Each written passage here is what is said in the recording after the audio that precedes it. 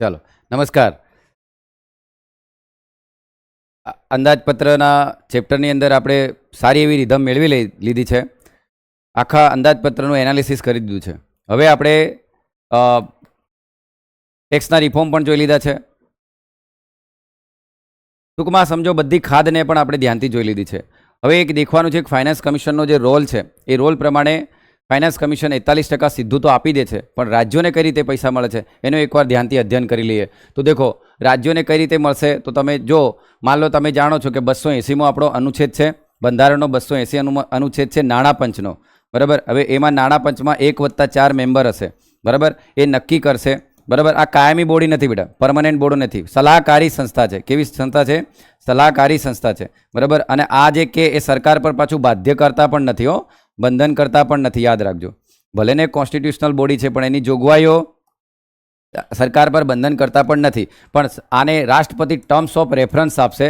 રાષ્ટ્રપતિ કહેશે કે ટર્મ્સ ઓફ રેફરન્સ પ્રમાણે કે ભાઈ દેશની રાજ્યોના ડેવલપમેન્ટ માટે ને સહકારી સંઘવાદ, આ શબ્દ વારંવાર આવશે, સહકારી સંઘવાદ ડેવલપ કરવા માટે. બરાબર. તમે અમને સૂચનો આપો કે સલાહ આપો કે કઈ શું કરવું જોઈએ, એનું અધ્યયન કરો એમ. એટલે ફાઇનાન્સ કમિશન એનું અધ્યયન કરશે. 12 માસ આ ખુલ્લી રહેતી નથી. બરાબર. જ્યારે એનું નિર્માણ થાય ત્યારે, જેવી રીતે કે ઇલેક્શન કમિશન 12 માસ રહે છે, યુપીએસસી 12 માસ રહે છે, બધા માંગ કરે છે કે ભાઈ ફાઇનાન્સ કમિશન પણ 12 માસ ચાલુ રહેવું જોઈએ. બરાબર. આમ પણ 12 માસ ચાલુ રહે તો પછી દરેક રાજ્યવાળા જઈને કહે કે અમને સ્પેશિયલ સ્ટેટસ દરજ્જો આલ દો રાજ્યનો એમ. બરાબર. એના સારું રોજ થઈ જયા કરે કદાચ. ઠીક છે બેટા, પણ અહીંયા તમે દેખજો એના બી તર્ક વિતર્ક છે. હવે દેખો, માન લો કે તમને સીધા સરકારની જે શુદ્ધ આવક હતી એના અંદરથી 41% તો મળી ગયું બેટા એને. હવે એને વેચવાનું કઈ રીતે રાજ્યોને? તો પહેલાં દેખવાનું કે ઇન્કમ ડિસ્ટન્સ કેટલી છે. બરાબર. શું છે બેટા બોલો? Income distance. તો ઇન્કમ ડિસ્ટન્સ એટલે મેં તમને કાલે યાદ રખાડ્યું હતું, યાદ કરો, આઈડી. બરાબર. આમ ઇન્કમ ડિસ્ટન્સ જેને કહેવાય જીડીપી. શું કહેવાશે? જીડીપી. બરાબર. એ સ્ટેટનું, સ્ટેટ ગ્રોથ ડોમેસ્ટિક પ્રોડક્ટ. બરાબર. સ્ટેટનો જીડીપી કેટલો છે, એ સ્ટેટ કેટલું કામ કરે છે. બરાબર. એની કાર્યક્ષમતાની ઉત્પાદકતાના આધારે જ એને પૈસા મળવા જોઈએ ને. આમ તો એને ગુડ્સ એન્ડ સર્વિસનું એક વર્ષમાં કેટલું ફાઇનલ પ્રોડક્શન કર્યું એમ, એની ટેરેટરીની અંદર, એના વિસ્તારની અંદર. બરાબર. એ રાજ્યએ જીડીપી ભણીશું તો વધારે આનો ખ્યાલ આવશે. પણ એના બેઝ પર 45% રકમ આલવાની. બરાબર. એવો આખો આ ફોર્મ્યુલા છે. બરાબર. આ ફોર્મ્યુલાના આધારે મળે. દેખો, એક વસ્તુ વિચારો બેટા, આ બધી હમણાં જીએસટી કાઉન્સિલ આપણે કાલે તમને વાત કરી હતી મેં. તો જીએસટી કાઉન્સિલ શું કામ કરતી હતી બેટા? જીએસટી કઈ રીતે વેચવાનું એની વાત કરતી હતી કે નહીં?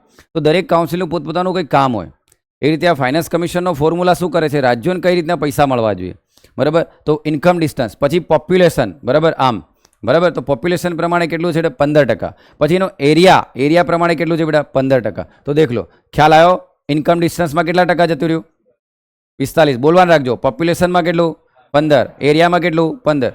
હવે તમને એક્ઝામમાં ક્રોનોલોજી વાઇઝ પૂછશે, ચડતા ઉતરતા ક્રમમાં ગોઠવો એમ કહેશે.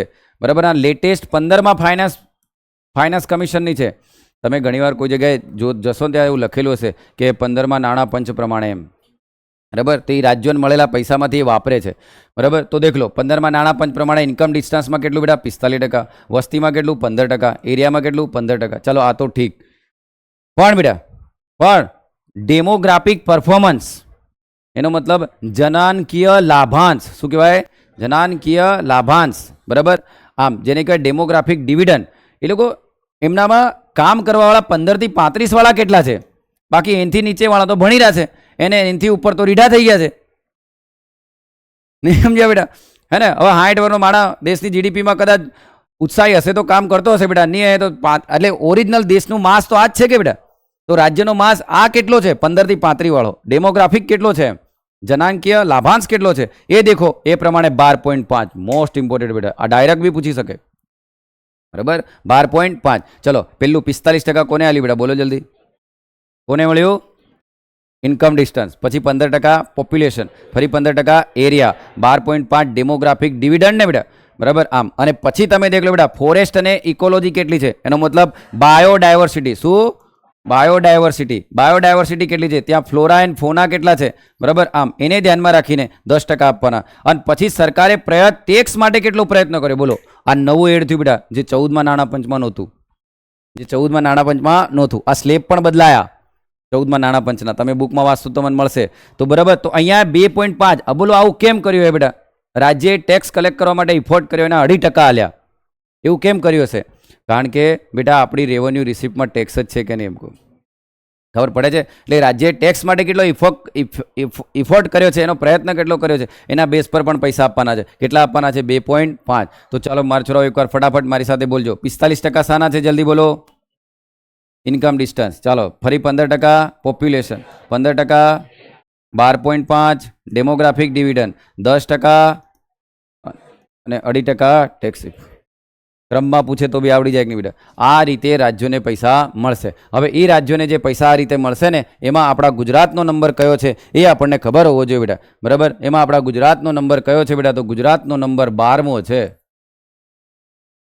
સૌથી વધારે કોને મળે છે બેટા? તો યુપી, બરાબર? આવું યાદ રાખ લેવાનું. કદાચ જો તમારા દિવસો ખરાબ હોય બેટા તો પેલા 5માં ઉતરતો ક્રમ ચડતો ક્રમ ભૂલે, અરે મત યાર, યુપી બિહાર આવે ને એમપી આવે, બસ યાદ રહી ગયું.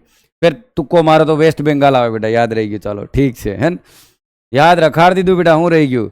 પેલા કોણ આવ્યું? યુપી. પછી કોણ આવ્યું બેટા? બિહાર. પછી કોણ આવ્યું? એમપી. હવે 3 જો ઉપરના એટલા આગા પાછા ખબર હોય તો જોડકું જોડ દેવો ને બેટા, એમ કહો, બરાબર? આમ એટલે આ વસ્તુ છે બેટા, ક્લિયર? હવે દેખો એના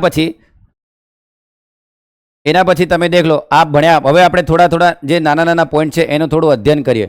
તો દેખો ફાઇનાન્સ કમિશનનો પોર્શન પૂરો. હવે બજેટમાં લેટેસ્ટ તમે દેખશો તો આપણે ટાર્ગેટ કેટલો કર્યો છે બેટા? દેખ લો, તો આપણે ટાર્ગેટ કેટલો કર્યો છે? 4.5 જીડીપી, બરાબર? જીડીપીનો કેટલો કરી દેવાનો આપણે ફિસ્કલ ડેફિસિટ? 4.5. ક્યાં સુધી?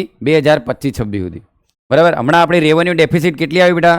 2, બરાબર? પ્રભાવી કેટલી આવી? 0.8. રાજકોષીય કેટલી આવી? 5.1. અને પ્રાઇમરી કેટલી આવી? 1.5, બરાબર? આમ તો આ આંકડો યાદ રાખવાનો છે, બરાબર? આ આંકડો યાદ રાખવાનો. દેખો આજ આવ્યું હતું ને બેટા, 16.8 લાખ કરોડ સમથિંગ આવ્યું હતું કે નહીં? તો 5.1 થયું કે નહીં અહીંયા? આમ ક્લિયર? હવે અહીંયા તમને શું પૂછી શકે બેટા? તો આ કોઈ માથાકૂટ નહીં કરવાની આની, બરાબર? એકચ્યુઅલ કેટલું હતું, બજેટ કેટલું હતું, નામ અહીંયા એટલું યાદ રાખવાનું છે કે આનો ચડતો ઉતરતો ક્રમમાં હું પૂછી શકે. તો ચાલો, સૌથી વધારે કઈ ખાદ છે બેટા? દેખો સૌથી વધારે કઈ ખાદ દેખાય તમને આનામાં? દેખાય હે ને? રાજકોષીય ખાદ જ દેખાય કે નહીં? હા, ચલો એનથી ઓછી કઈ દેખાય બેટા? રેવન્યુ. હવે લોજિક દોડાવજો બેટા, હવે લોજિક દોડાવજો. આના કરતાં તો આ ખાદ ઓછી જ હોય કે નહીં બેટા? કેમ કે બાદ કરવાનું છે, અને આના કરતાં આ ખાદ બી ઓછી હોય, બાદ જ કરવાનું, બરાબર? પણ તો પહેલો નંબર કોનો? આનો આવશે બેટા, બીજો નંબર આનો આવશે, ત્રીજો નંબર આનો આવશે, ચોથો નંબર આનો આવશે કે નહીં? તો પહેલો નંબર કોણ છે બેટા? Fiscal deficit. બીજો નંબર કોનો છે બેટા? Revenue deficit. ત્રીજો નંબર કોનો છે બેટા? Primary deficit. અને પછી કોણ છે? Effective revenue deficit. ઓકે, તો આમ પણ તમને સવાલ પૂછે તો જવાબ સુધી પહોંચી જવાનું છે, બરાબર? આમ તો એ છે બેટા. પછી તમે અહીંયા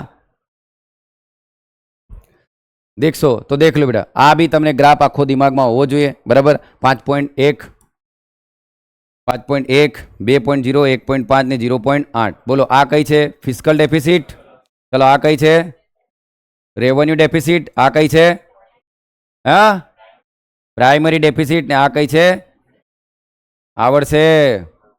હવે તમને એમ કે સાહેબ આ કેમ દેખાડ્યું? અરે બેટા, જો તમારો દિવસ ખરાબ હોય ને તો તમને એમ પૂછે કે શું એ સતત વધતી જાય છે, શું એ સતત ઘટતી જાય છે કે ના, કોઈક વાર વધે છે, કોઈક વાર ઘટે છે? સ્ટેડલી ઇન્ક્રીઝ. શું પૂછે બેટા? સ્ટેડલી ઇન્ક્રીઝ. આવું પૂછે? ના ભાઈ, કોઈ સ્ટેડલી ઇન્ક્રીઝ નથી. એક વર્ષ હતું 2020, 21, 22, તઈ તો હાઈ લેવલે જતું રહ્યું. અને આ બીજું કોઈ વર્ષ નહીં બેટા. કયું વર્ષ? કોરોના. કયું વર્ષ? કોરોના. કોરોનાના વર્ષમાં આવું થયું હતું ને? આમ તો આ પણ તમને પૂછી શકે બેટા, એ ઘડી કન્ફ્યુઝ થવાનું નહીં.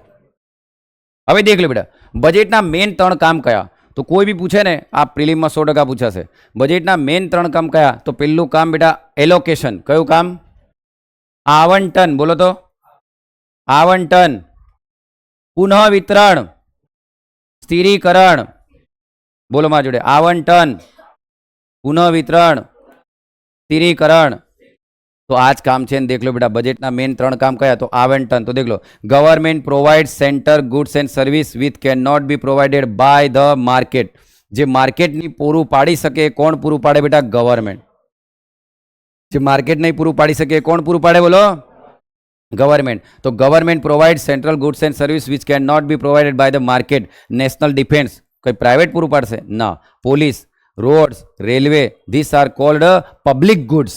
જે જાહેર વસ્તુઓ છે એ આપણને કોણ પૂરું પાડશે બેટા? રાજકોષીય નીતિ દ્વારા ગવર્મેન્ટ પૂરી પાડશે. તો આવંટન કર્યું બેટા. હવે આવંટન બાદ શું થશે બેટા? રીડિસ્ટ્રીબ્યુશન. તો રીડિસ્ટ્રીબ્યુશન એટલે કે આવકની અસમાનતા ઘટાડશે કે નહીં બેટા? પુનઃ વિતરણ કરશે કે નહીં? તો ઊંચા લોકો જોડે હાઈ ટેક્સ લઈને ગરીબ લોકો માટે સ્કીમો ચલાવશે કે નહીં? તો અહીંયા દેખ લો બેટા, collect the more taxes from the rich and use welfare of the people. બરાબર, એનો મતલબ કોના માટે યુઝ કરશે બેટા? વેલફેર. વેલફેર એટલે કલ્યાણ કરવા માટે. ચાલો, તો પહેલું શું બોલી શકો બેટા? બોલો, એલોકેશન, આવંટન. શું કરશે? આવંટન. બીજું શું બેટા? રીડિસ્ટ્રીબ્યુશન. પછી દેખો સ્ટેબિલાઇઝેશન, સ્થિરીકરણ. તો કઈ રીતે દેખો? ડ્યુરિંગ ધ ઇકોનોમિક સ્લોડાઉન, એનો મતલબ દેખ લો, આ બૂમ પિરિયડ છે કે નહીં બેટા? અને આ મંદીનો પિરિયડ છે કે નહીં? આ મંદી છે તો આ શું છે બેટા? તેજી. તો સરકાર શું કરશે? મંદી દરમિયાન રાજકીય પ્રોત્સાહન આપશે કે નહીં? બરાબર, રાજકીય પ્રોત્સાહન આપશે. રાજકીય પ્રોત્સાહન એટલે ટેક્સના દર ઘટાડી દેશે, સરકાર જાહેર દેવું વધારે કરશે, એટલે લોકોના હાથમાં પૈસો આવશે, તો પછી બૂસ્ટ થશે કે નહીં? પણ આ ટાઈમ હશે બેટા, બરાબર, આ ટાઈમ હશે તો પછી સરકાર ટેક્સના સ્લેબ શું કરશે? વધારે દેશે. બરાબર, જાહેર દેવું કેવું કરશે બેટા? ઓછું કરશે. હવે સમજણ પડી? આમ તો એ દરમિયાન ફરી પાછું આમ તેજી મંદી ચાલ્યા કરે. પણ દેખ લો બેટા, આપણે શામાં માનીએ છીએ? આપણે ચક્રીય રાજકોષીય નીતિ. ચક્રીય રાજકોષીય નીતિ. વિદેશોની અંદર લોકો શું કરે ખબર બેટા? તેજી ચાલતી હોય ને, તો તેજી ચાલતી હોય માર્કેટમાં પૈસો વધારે હોય ને તો એને સંઘરી લે. પણ ભારત એવું નથી કરતું. પણ આ વિકસિત દેશો આવું કરે બેટા. કારણ કે વિકસિત દેશો તો બેટા માંગ અને પુરવઠા માટે જ કામ કરતા હોય. બરાબર, આમ આપણે તેજી મંદી પર કામ કરતા હોય, એ લોકો માંગને જ દેખતા હોય. એમ તો દેખ લો, તો આ પ્રો સાયકલિક એના પર કામ કરતા હોય, આપણે સાયકલિક પર કામ કરીએ. કારણ કે આપણે ચક્રીય સર્ક્યુલર ઇકોનોમી. શું બોલવાનું? Circular economy. આમ તો દેખો, તેજી મંદી ચાલતી જ હોય બેટા. હવે અહીં દેખો, તો સરકાર આ ટાઈમમાં શું કરશે બેટા? તો તમે દેખવાનું, સરકાર એવું તો શું કરે તો લોકોના હાથમાં પૈસો જાય, એ બધા પોઈન્ટ વિચાર લેવાના. અને અહીંયા ફુગાવો હશે તો સરકાર એવું શું કરશે? તો લોકોના હાથમાંથી પૈસો ખેંચી લે. હા, પ્રૂફ જવાબ સુધી પહોંચી જશો કે નહીં બેટા? એમ કહો. બરાબર, આમ ઓકે. તો એ દરમિયાન સરકાર દેખો, slow down, should spend more money to stabilise. તો સાચી જ વાત છે કે નહીં? દેખો, સ્લો ડાઉન હશે શું કરશે બેટા? બોલો, more money to stabilise the economy. બરાબર, કાઉન્ટર સાયક્લિક. શું બોલાય બેટા એને? Counter cyclic fiscal policy. બરાબર, આમ શું કહેવાય? બોલો, કાઉન્ટર સાયક્લિક. કાઉન્ટર એટલે બેટા પ્રતિ, સાયક્લિક એટલે ચક્રીય, અને ફિસ્કલ પોલિસી એટલે રાજકોષીય નીતિ. એટલે પ્રતિચક્રીય રાજકોષીય નીતિ. તો પ્રતિચક્રીય રાજકોષીય નીતિમાં શું હોય? મંદીના પિરિયડ પર પૈસો વધારે સપ્લાય કરવાનો અને તેજીના ટાઈમ પર નહીં કરવાનો, સંઘરી રાખવાનો, બફર ઝોન રાખવાનું, એ જરૂર પડે તેનો યુઝ કરવાનો. પણ બેટા તેજીના ટાઈમ પર આવું કોણ કરવા જાય? વિકસિત દેશો. આપણાવાળા તો શું કરશે? ફોરેક્સ રિઝર્વની જગ્યાએ હામો વધારે ખર્ચો કરવાનો પ્રયત્ન કરે. હજુ આલો ખર્ચો, જીડીપી વધારો, એમ જાહેર દેવું કરવાનું જ વિચારશે. આમ ક્લિયર બેટા? તો બોલો, આમાં બી તમને ખબર પડી ગઈ ને બેટા? બોલો, બજેટના મેન 3 ફંક્શન કયા બેટા? એલોકેશન, રીડિસ્ટ્રીબ્યુશન અને સ્ટરીલાઇઝેશન. બરાબર, આમ ઓકે બેટા. ચાલો, પછી દેખ લો બેટા, અહીંયા આ પોઈન્ટ બહુ મસ્ત સમજવા જેવો છે. બરાબર, તૈયાર થઈ જાઓ બધા. આ પોઈન્ટ જબરજસ્ત સમજવા જેવો છે અને આના પરથી તમને વારંવાર પરીક્ષામાં સવાલ આવશે. દેખો, કોઈ પણ સ્કીમ હોય ને બેટા, કોઈ પણ સ્કીમ, આ 2024ની જ છે વાત. કોઈ પણ સ્કીમ હોય ને, એ સ્કીમના 3 પ્રકાર પડે બેટા. અરે 2 પ્રકાર પડે. કેટલા પ્રકાર પડે? 2. બરાબર, અરે મેન 3 પ્રકાર છે. દેખ લો. હવે આમ તો આના 2 પડી જાય. પછી હું બોલું એમ બોલજો. સેન્ટર સેક્ટર સ્કીમ બોલો તો. સેન્ટર સેક્ટર સ્કીમ બોલો તો. હવે અહીંયા દેખો, સેન્ટર સેક્ટર સ્કીમ, અહીંયા સેક્ટર શબ્દ છે. સેન્ટ્રલી સ્પોન્સર્ડ સ્કીમ, બંને જગ્યાએ સેન્ટર, સ્કીમ બદલાયું શું બેટા? સેક્ટર અને સ્પોન્સર. અહીંયા સ્પોન્સર થઈ ગયું કે નહીં? એનો મતલબ અહીંયા સેક્ટર એમ કે એનો મતલબ 100% સરકાર. હવે સમજા? સેન્ટર સેક્ટર એમ કે તો 100% સરકાર. પણ સેન્ટરી સ્પોન્સર એટલે કોઈ સ્પોન્સર કરતું હોય ને, તો સરકાર અહીં સ્પોન્સર છે. એનો મતલબ સરકાર 100% આપશે નહીં, 60%, 90%. તો 60% રાજ્ય કેટલું આલવું પડે? 40% કાં તો 10%. તો સ્કીમના 2 પ્રકાર બેટા. સ્કીમ કાં તો કેન્દ્રીય ક્ષેત્રની હોય, આખી કેન્દ્રની હોય. સ્કીમ કાં તો આખી કેન્દ્ર સરકારની હોય, કાં તો સરકાર પ્રાયોજિત હોય. હવે આ હોય તો કોઈ ટેન્શન જ નથી બેટા. પણ સરકાર પ્રાયોજિત હોય તો પછી રાજ્યોએ પૈસા આલવા પડે કે નહીં? કોને આલવા પડે બેટા? રાજ્યોએ. હવે એમાં બી પાછી દેખ લો, એમાં બી કોર સ્કીમ અને core of the core scheme. હમણાં કોર સ્કીમ અને core of the core scheme. દેખો ફરી એકવાર બેટા, કેટલી સ્કીમ હોય બેટા? 2, જેમાં એકમાં 100% સરકાર હાલતી હોય, જ્યારે એકમાં સ્પોન્સર કરતી હોય. સ્પોન્સર કરે એમાં બી કોર ઓફ ધ કોર અને કોર સ્કીમ. બરાબર, હવે સાંભળજો. એનો મતલબ આ બાજુ રાજ્ય સરકારોએ બી ભંડોળ આલવું પડે કે નહીં? હા, તો એવી કઈ કઈ છે દેખજો બેટા. Core of the core scheme મહત્વની સ્કીમો છે. મનરેગા રોજગારી માટે છે કે નહીં? સોશિયલ આસિસ્ટન્સ પ્રોગ્રામ એસસી હરિજનો માટે, આદિવાસીઓ માટે, ઓબીસી વલ્નરેબલ ગ્રુપ માટે, માઇનોરિટી માટે, આ બધી સ્કીમો core of the core scheme કહેવાય. એનો મતલબ લઘુમતીઓ માટે કોઈ સ્કીમ ચાલતી હશે, કોઈ વલ્નરેબલ સંવેદનશીલ, હાલો ટ્રાયફેડ આપણને આપણે વાતો કરીએ બેટા કે ગરીબોનું પેલું વન પેદાશો લઈને વેચવાનું નામ તેમ, તો એ બધી સ્કીમો શું હશે બેટા? Core of the core scheme હશે. શું આ સ્કીમમાં સરકાર એકલી બધા પૈસા આલી રહી, કેન્દ્ર સરકાર? ના, રાજ્ય સરકાર પણ આલી રહી. અને કઈ રીતનું હોય બેટા? જો કેન્દ્ર 60 આલે તો રાજ્ય 40, જો કેન્દ્ર 90 આપે તો રાજ્ય 10. અને આ 90 ક્યાં હાલશે ખબર બેટા? સ્ટ્રેટેજિક સ્ટેટો પર, વ્યૂહાત્મક રાજ્યો પર આપશે. એવા રાજ્યો કે જ્યાં હિલી સ્ટેશન છે, બોર્ડર છે, એવી જગ્યાએ હાલશે. જે બીમારું રાજ્ય છે, બરાબર, જેનો જીડીપી ગ્રોથ રેટ ઓછો છે, એ જગ્યાએ સરકારે સામાજિક કલ્યાણ, આર્થિક કલ્યાણ, રાજકીય કલ્યાણ તો કરવું જ પડશે ને. તો એ ઘડી આમ હાલશે. ક્લિયર બેટા? હવે દેખો એના પછી આ સ્કીમો, બરાબર, આ સ્કીમો પીએમ જય, દેખ લો, પ્રધાનમંત્રી જન ઔષધિ યોજના, આયુષ્માન ભારત. હવે શું આયુષ્માન ભારતમાં બધા પૈસા સરકાર આલી રહી? ના. તો પશ્ચિમ બંગાળવાળા પછી ના પાડે કે નહીં? ચાલી તો અંબી આલી લા, તો ફેર પ્રધાનમંત્રીનું નામ કેમ નહીં સમજ્યા? બરાબર. પછી દેખ લો બેટા, જલ જીવન મિશન, આવાસ યોજના. હવે આવાસ યોજનાની અંદર કઈ બધા સરકાર થોડી આપી રહી બેટા? અહીંની રાજ્ય સરકાર બી તો આલી રહી કે નહીં? પછી દેખ લો, ગ્રામ સડક યોજના, સ્વચ્છ ભારત, આ બધામાં તમે કોર. એટલે મારા છોરાઓ તમે જાતે વિચારો, જાતે થિંક કરો કે આ પૈસો આ તો સીધો કોનો હશે બેટા? ચાલો, સેન્ટરનો. એનો મતલબ આ સેન્ટરનો કયો ખર્ચો હશે? Urea subsidy, LPG subsidy, MP LAD scheme, PM Kisan, 6,000 આલી રહ્યા. આ તો ડાયરેક્ટ એમના રેવન્યુ એક્સપેન્ડિચરમાં જ આવવાનું કે નહીં? હા કે ના બોલો? અને યાદ કરો, હવે તમારું દિમાગ ખુલ્લું જોઈએ. આયોજિત અને બિન આયોજિત. હવે આવેલું દિમાગ, જ્યાં આયોજિત હોય ત્યાં સ્કીમ હોય, ખ્યાલ આવે ને બેટા? આમ તો દેખ લો, તો પીએમ કિસાન, એમપી લેડ. હવે આ એમપી લેડમાં શું હોય ખબર? Member of parliament local area development scheme. આમાં દરેક એમપીને 5 કરોડ રૂપિયા આલે બેટા. 1 વર્ષમાં 5 કરોડ વાપરવાના. એટલે 5 વર્ષમાં 25 કરોડ વાપરવાના બેટા? નહીં વાપરવાના. 4 વર્ષ સુધી રહેવા દેવાના, ઇલેક્શનના વરે વાપરી નાખવાના.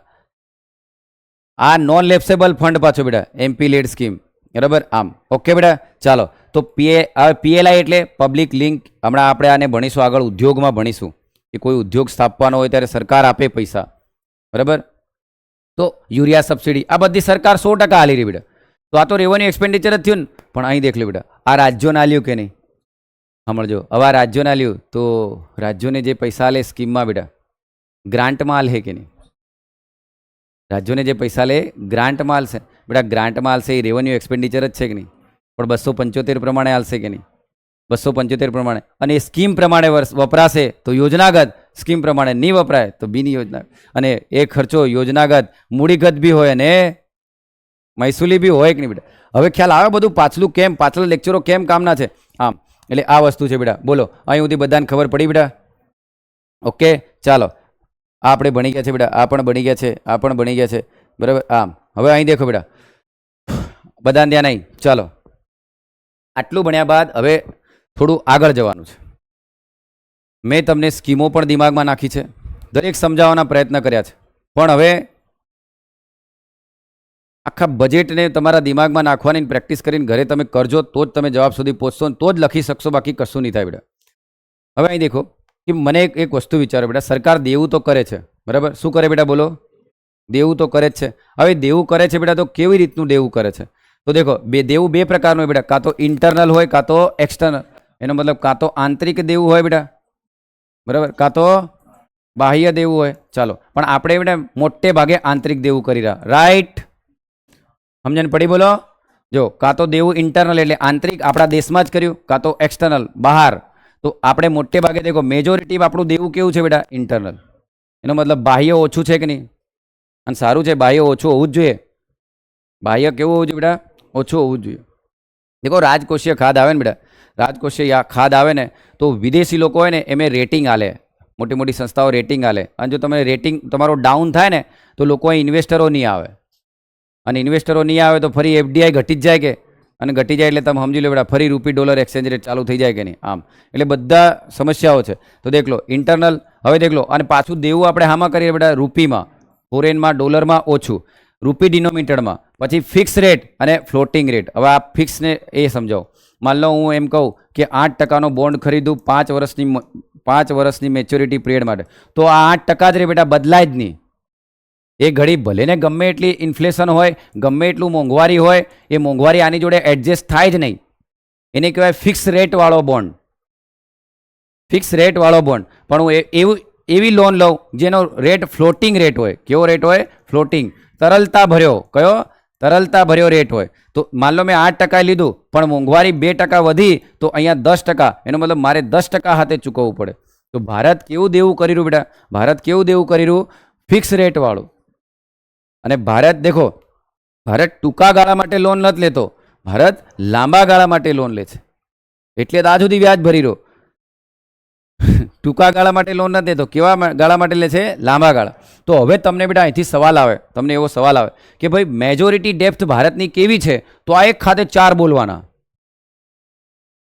ભારતનું મોટે ભાગે દેવું કેવું છે? તો પહેલા કોનું દેવું આંતરિક છે, રૂપિયામાં કરેલું છે, ફિક્સ રેટ પર કરેલું છે, અને લાંબા ગાળા માટે કરેલું છે. હવે સમજણ પડી?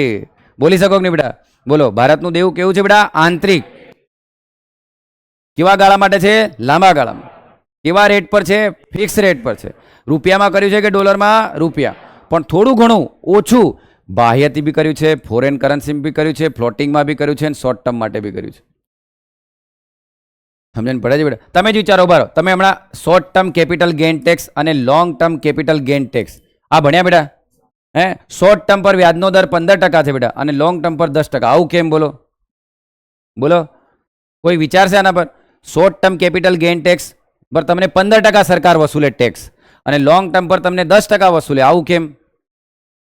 માન લો મેં કોઈ શેર બોન્ડ ખરીદ્યો બેટા, એ શેર બોન્ડને હું 1 વર્ષના અંદર વેચી દઉં, સરકાર 15% લે મારા પાસે. પણ 1 વર્ષ બાદ બિયોન્ડ 1 યર્સ વેચું તો એના પર 10% લે. એવું કેમ કરતી હશે? અરે બેટા, શેર બજારમાં અસ્થિરતા નહીં આવે એમ.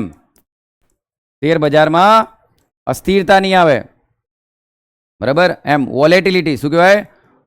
હા બરાબર, વોલેટિલિટી નહીં આવે એમ, અસ્થિરતા નહીં આવે. એના માટે જ કે નહીં તો સોખિયા માણસો નાખ્યા નીકળ્યા, નાખ્યા નીકળ્યા, આવું ચાલ્યા કરે કે નહીં? યાદ કરો ટોબિન ટેક્સ. આમ તો આ વસ્તુ છે બેટા. એટલે તમે વિચારો, એટલે ભારતે શું વિચાર્યું બેટા? Long term. અને કેવો રેટ વિચારે બેટા? ફિક્સ. બરાબર? આમ એટલે આ તમને ખ્યાલ આવી જવો છે બેટા. બોલો, આવશે? સમજો છો ને બેટા? બોલો. આમ તો દેખો, આ બધું સમજ્યા બાદ હવે તમને ધીરે ધીરે ખ્યાલ આવતો. ભાઈ ટટ્ટાર બેહો, થોડા વ્યવસ્થિત બેહો. હું મારા માટે નથી કરતો આ બધું, નહીં તો વાંચશો ને તો ઇકોનોમીમાં શબ્દ બી ખબર નહીં પડે એ લોકોને. આ 10 વિડીયો મેં 12 વિડીયો બનાવ્યા બાદ એ બધા સાંભળશો ને પછી કરંટ અફેર્સ રિલેટ કરશો ને તો જ આ સુધી પહોંચશો.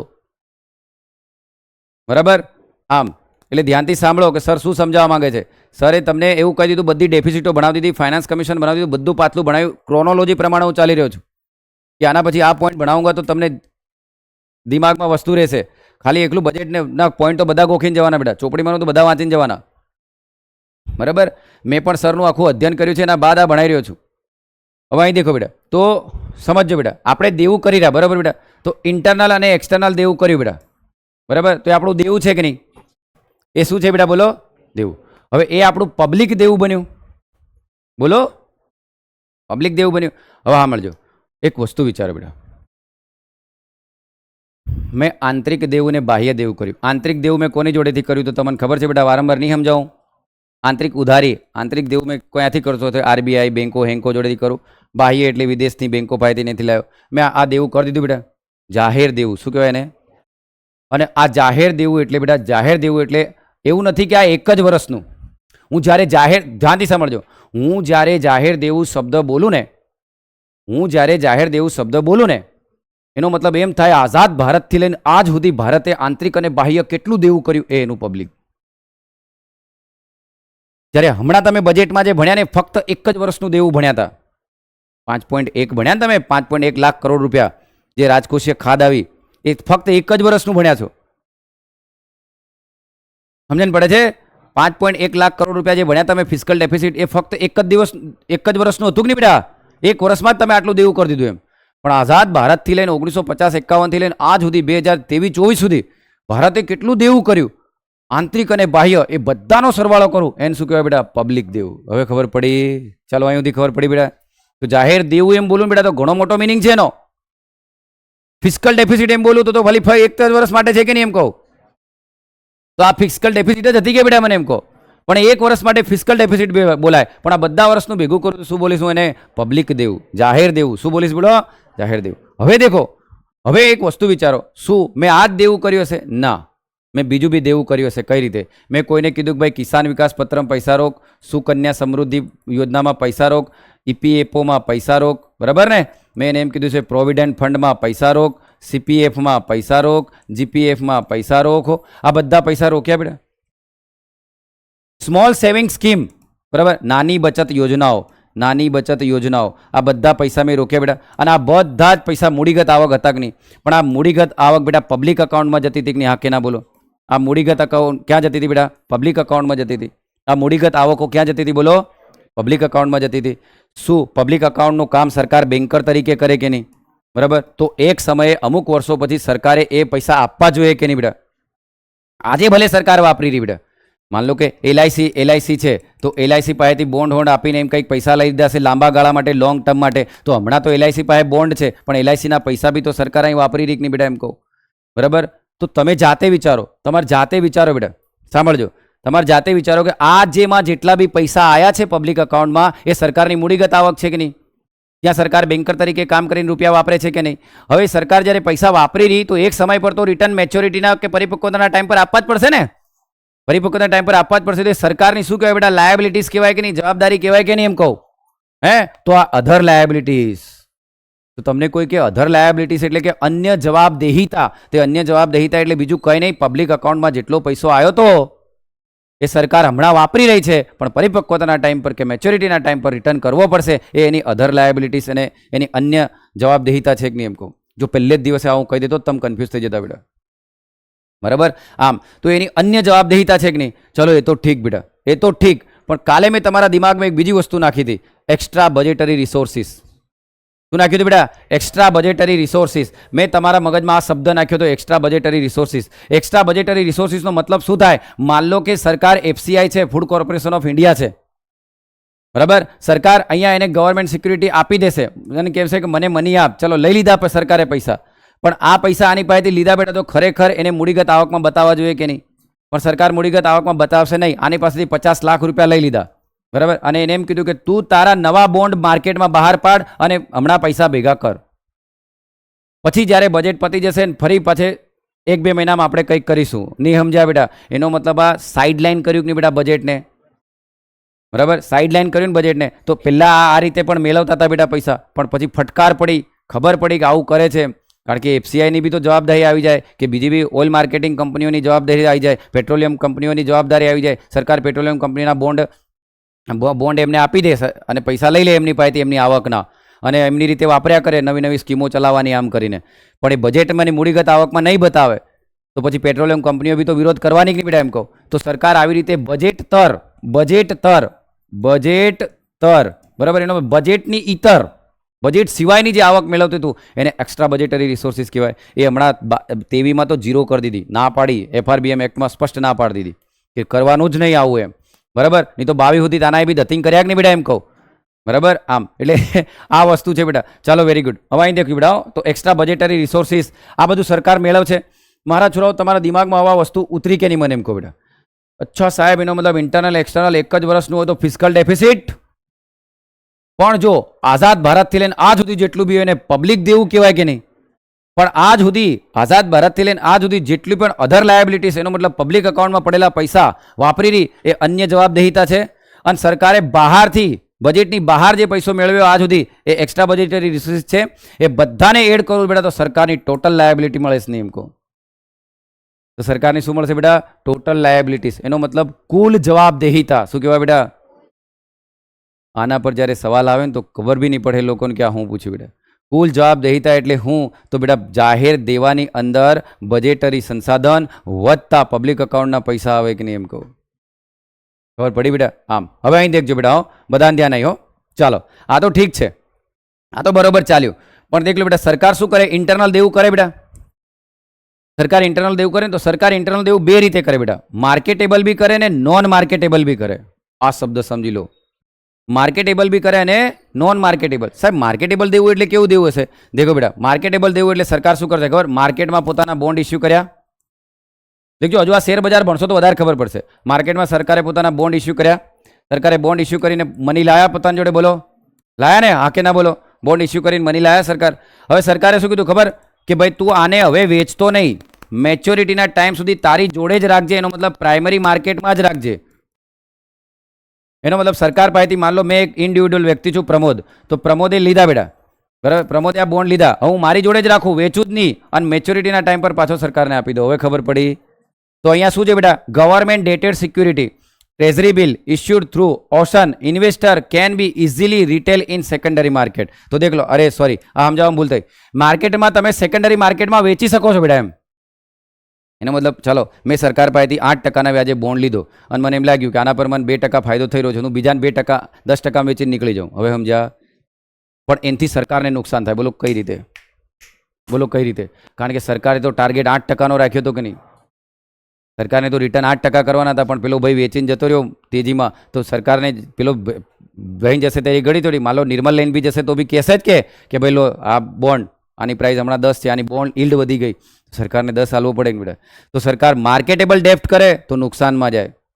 તો સરકાર શું કરશે બેટા? બોલો, સરકાર નોન માર્કેટેબલ ડેપ્ટ કરશે. સ્પેશિયલ ટાઈપ ઓફ કેવા બેટા? Security bond issue union government, EXIM bank, all India financial institutions. આપણે ભણીશું ડીપમાં, પણ હમણાં તમારે ખાલી મગજમાં એટલું યાદ રાખો બેટા, માર્કેટેબલ એટલે કે બજારીય દેવું અને બિન બજારીય દેવું. બજારીય દેવુંમાં શું હશે બેટા ખબર? માર્કેટ પ્રમાણે એનો રેટ બદલાઈ જાય. તો આપણી ગવર્મેન્ટ કેવું વિચારતી હશે ખબર બેટા? નોન માર્કેટેબલ ડેપ્ટ, કે જે પ્રાઇમરી માર્કેટમાં જ રહે, સેકન્ડરી માર્કેટમાં નહીં જાય. એટલે સેકન્ડરી માર્કેટ એટલે બેટા આજે મેં બોન્ડ ખરીદી લીધો, શેર ખરીદી લીધો, એને જ્યારે વેચી દઉં તો એ સેકન્ડરી થઈ જાય કે નહીં? એમ કહો, દ્વિતીયક થઈ જાય. શું થઈ જાય? દ્વિતીય. ઓકે બેટા, આમાં કમ્પ્લીટ ખબર પડી બેટા? બોલો તો કોઈને કંઈ તકલીફ નહીં ને બેટા? આમ પછી તમે દેખ લો બેટા, આના આ ટેક્સ હાઈ કરો, ટેક્સ તમે હાઈ કરો તો શું થાય બેટા? લાફેર કર નડે. બોલો, ટેક્સ હાઈ કરો તો પૈસા વધારે છાપો બેટા તો ઇન્ફ્લેશન થઈ જાય, બરાબર. અને વધારે પૈસા તમે ઉછીના લાવો ને દેવું વધારે કરો બેટા તો ક્રાઉડિંગ ઇફેક્ટ થાય, પછી રેટિંગ ડાઉન થાય બેટા. અને રિકાર્ડિયન નામનો એક વ્યક્તિ એવું કહેતો હતો કે લોકો સેવિંગ ઓછું કરશે, જીડીપી ઓછી થશે ને આવું બધું થયા કરશે બેટા. એટલે ફિસ્કલ ડેફિસિટ હોવી જોઈએ નહીં, બરાબર. પછી દેખ લો બેટા, આ એક બહુ મસ્ત સમજવાની વાત છે. હલો અહીંયા આવી જાઓ બેટા, બોલો હાવ ધ જોશ, હાવ ધ જોશ. અહીં દેખો બેટા, હા સમજી લો, બજેટ પૂરું આપણું. અહીં દેખો શું ખબર, મજાની વાત અહીં છે બેટા. દેખો સર ખરેખર બહુ મહેનત કરે છે બેટા. એમને જ ગૂગલ પરથી ખોલી કે એમની પીડીએફમાંથી ખોલીને હું ભણાવું છું, બરાબર. હવે અહીં દેખો બેટા, તો અહીંયા સમજવાનો પ્રયત્ન કરજો. સાહેબ હું એમ કહું કે લોનનો ઇન્ટરેસ્ટ રેટ 6% છે અને આપણા દેશનો જીડીપી ગ્રોથ 9% છે. સાંભળજો બેટા, મારા દેશનો જીડીપી ગ્રોથ રેટ કેટલો છે? 9%. અને હું જે બી લોન લેતો હોય એનો ઇન્ટરેસ્ટ રેટ, હું બી તો ઇન્ડિયામાં જ જીવું છું કે, તો હું કોઈ લોન લઉં તો એનો વ્યાજનો દર કંઈક હશે, તો દેશની જીડીપીનો ગ્રોથ રેટ કંઈક હશે. આ બધું ઇકોનોમી એકબીજા સાથે સંકળાયેલી જ હોય. હવે તમારે જાતે વિચારો બેટા, મેં લોન લઉં એનો વ્યાજનો દર 6% હોય અને જીડીપી ગ્રોથ 9% હોય, તો મને એમ કહો બેટા હું ફાયદામાં રહું કે નહીં? એમ કહો કઈ રીતે? કારણ કે જીડીપી ગ્રોથ રેટ વધારે છે બેટા, આપણે સેફ છે, બરાબર. આપણે સેફ છે. કેમ? કારણ કે ઇન્ટરેસ્ટ રેટ આપણને મારી પાડશે નહીં. આ ઇન્ટરેસ્ટ રેટ એટલે બેટા લોનનો ઇન્ટરેસ્ટ રેટ બીજું હોય, ફુગાવો જ ક્યાં જતે દાડે. આમ પણ જો બેટા લોન ઇન્ટરેસ્ટ રેટ 6 હોય અને જીડીપી ગ્રોથ રેટ 4 હોય તો પતી ગયું બેટા આપણું. કઈ રીતે? તમારે વ્યાજનો દર કેટલો? 6 અને દેશનો જીડીપી ગ્રોથ રેટ કેટલો? 4. દેશનો જીડીપી ગ્રોથ રેટ ઓછો છે બેટા, એનો મતલબ પ્રોડક્શન ઓછું છે. પ્રોડક્શન ઓછું છે, ફુગાવો આવવાનો છે, ફુગાવો આવવાનો છે તો પછી તમારું વ્યાજના બચતના જે પૈસા બચશે નહીં. ખ્યાલ આવે? એટલે ખરેખર બેટા જીડીપી ગ્રોથ રેટ જ મેન છે કે નહીં? એમ કહું હે ને? એટલે ખરેખર કયું ચેપ્ટર ડીપલી ભણવાની જરૂર છે? હા બરાબર. પણ હું કેમ આ ચેપ્ટરમાં જીડીપી વારંવાર બોલ્યા કરું? કારણ કે જે ઘડી ચાલે ને તારે કમ્પ્લીટ ધ્યાનથી સાંભળે, કારણ કે જીડીપી મેન છે બેટા, જીડીપીને સમજવું જરૂરી છે, બરાબર. આમ ચાલો આ પણ સમજી ગયા બેટા, આ પણ આપણે સમજી ગયા, બરાબર. આમ અને પછી દેખો આમાં એક છેલ્લો પોઈન્ટ છે બેટા, ઘણીવાર ને આ ટેક્સની ચોરી કરવા માટે આ હીરા હિરોઈનો શું કરે ખબર? રેસિડેન્ટ અને નોન રેસિડેન્ટ. શું બરાબર બેટા? આ તમારે જાણી લેવાનું છે. નિવાસી કોને કહેવાય અને બિન નિવાસી કોને કહેવાય. બંધારણમાં મેં ભણાયું છે, બરાબર, બંધારણમાં મેં ભણાયું છે નિવાસી કોણ અને બિન નિવાસી કોણ, બરાબર. તો આ લોકો પહેલા શું કરતા હતા ખબર, 182 દાડા, અરે 120 દાડા હે ને બહાર રહેતા હતા. હવે આ લોકો શું કરે ખબર બેટા, ગ્લોબલ ઇન્કમ પર તો આપણને ટેક્સ આલે નહીં, ગ્લોબલ ઇન્કમ પર આપણને ટેક્સ આલે નહીં, તો અહીં ઓછા રહે. અને જ્યારે અહીં પિક્ચર પતી જાય ને ફરી પાછા એની બીજા વેચીને પાછા પૈસા કમાઈને આવું બધું કરતા. આપણી સરકારે શું કર્યું ખબર બેટા, એમને એમ કીધું કે તમારે જો 246 દાડા હે ને, કેટલા દિવસ કરી દીધા બેટા,